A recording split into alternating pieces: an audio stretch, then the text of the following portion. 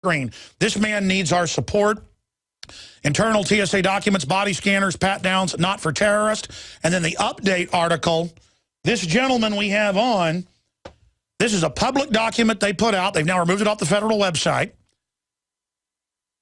saying that they admit that the TSA is not for terrorists, but it's just basically for currency controls and internal checkpoints.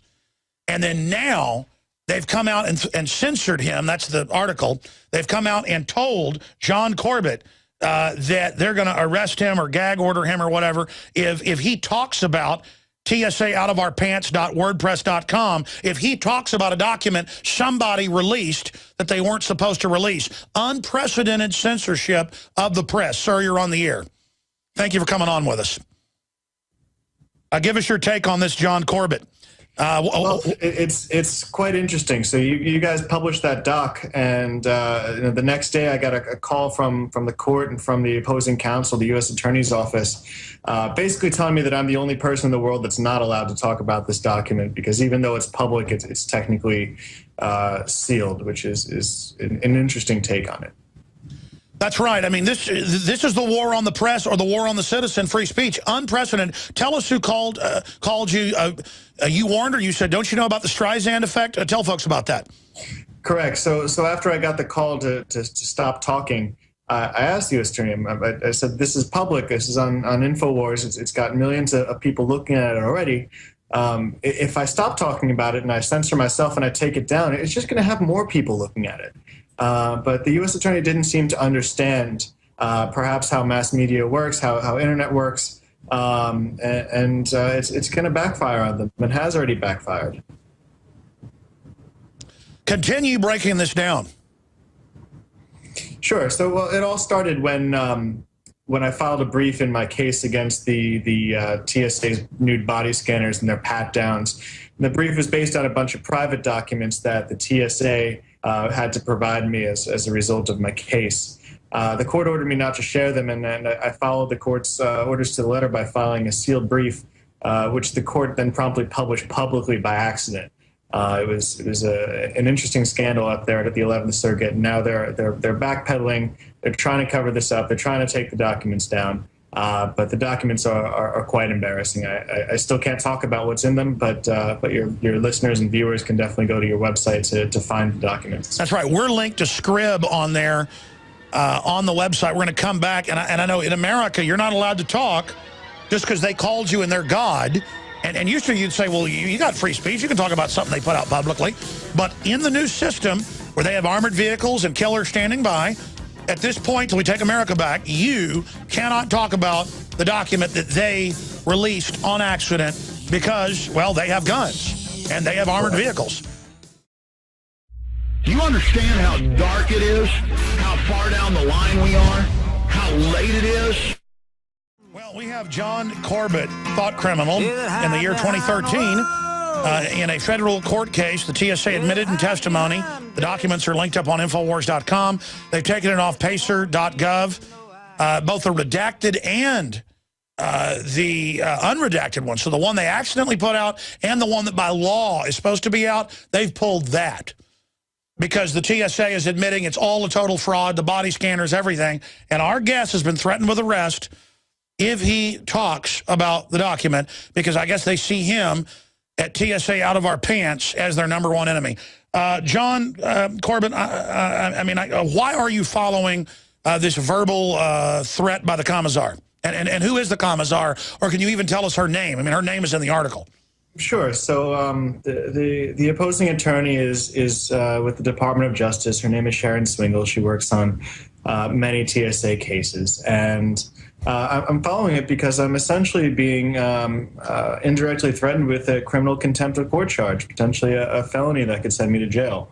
So in the meantime, to clear things up, I've asked the court to clarify whether or not I can now talk about this document, which is public. And it's interesting that you actually brought up that the redacted version, the one that's supposed to be public, has been taken down as well. And I think the reason for that is that the TSA demanded that they get a chance to review that document before it goes public, which is some kind of right that they've taken unto themselves. The idea that opposing counsel can demand to review a document before it's posted to the Sure. docket. What do you make of your little friends now announcing, it was in the Associated Press yesterday, that they're spying on where you work, what you buy, what you do? NSA spying just mainlined. Now the TSA are on the streets and are watching everybody. They are the secret police. Yeah, it's something that we should have seen coming, and you and I did see coming, I'm sure, Alex. But the TSA started the Secure Flight program, whereby they take everyone's name and try and do things against a background check. And I don't know if everyone that's listening knows, but the TSA gets all of that information from the airlines well in advance. So when you book a ticket, that information gets to the TSA well before, days before you ever get to the airlines get the Google stuff, what you surf, what you do, where you work. So basically, what size diaphragm you use. The TSA person doesn't just get a photo of your breast and your body or your tallywhacker. They get everything. They even know what brand of medicine you buy, which I think they should know. I think they should rule everything. I love North Korea. Yeah, you're right. So they started by getting all this information from the airline, but think they're getting from the airline your name, your date of birth, your address, your phone number, your email address, all that good stuff. And imagine where they can go from there. From there, they can access all of their government databases, all the FBI background checks, NCIS. They can go to non-public or to private databases such as Equifax, go to your credit report. And it's come out that they're doing this. And the question has to be why. What have they done that has shown that any of that will actually reduce the risk of terrorism? By the way, there is pretty limited evidence of risk of terrorism. So what terrorism are we trying to reduce, and will this actually reduce it is the question. Well, let's get down to brass tacks. This is an internal security force for Capitol controls. I saw a meeting in 2002 with TSA before DHS was even cabinet level, with a roundtable group on C-SPAN with hundreds of members of corporations there represented. And they said, to get a job, you'll go through TSA. They'll have highway checkpoints, everything. And I've been talking about it ever since. It's not like I just guessed all this was coming. This is a total takeover plan. Ron Paul's right. The border fence is to keep us in. It's just a total takeover.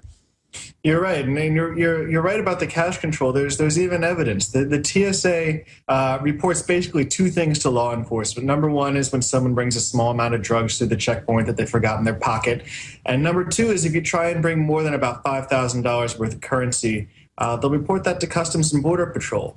And they download your computers without warrants, and your iPhones and everything else, and again squeeze your junk. So it's a free country. Yeah, it used to be. Well, they're talking about arresting people that talk bad about the dear leader. So, and of course, they're threatening to arrest you. In fact, are you allowed to talk about the threats you got, or? Yeah, I can talk about pretty much anything but the contents of that sealed brief. So, what did she threaten you with lovingly? The threats are vague but implied. They tell you that essentially bad things will happen if you end up doing this. And so it's the same way the Chicago mob would be like, you need to do what you're told or bad things will happen. Yeah, exactly. It's a shame. Oh, I see your kid walking to school. It's a shame that something might happen to it. I hope your kid doesn't get run over. All right. Well, thank you so much, Thought Criminal. John Corbett, TSA, outofOurPants.wordpress.com. And here in the free country, they're targeting him. We'll be right back.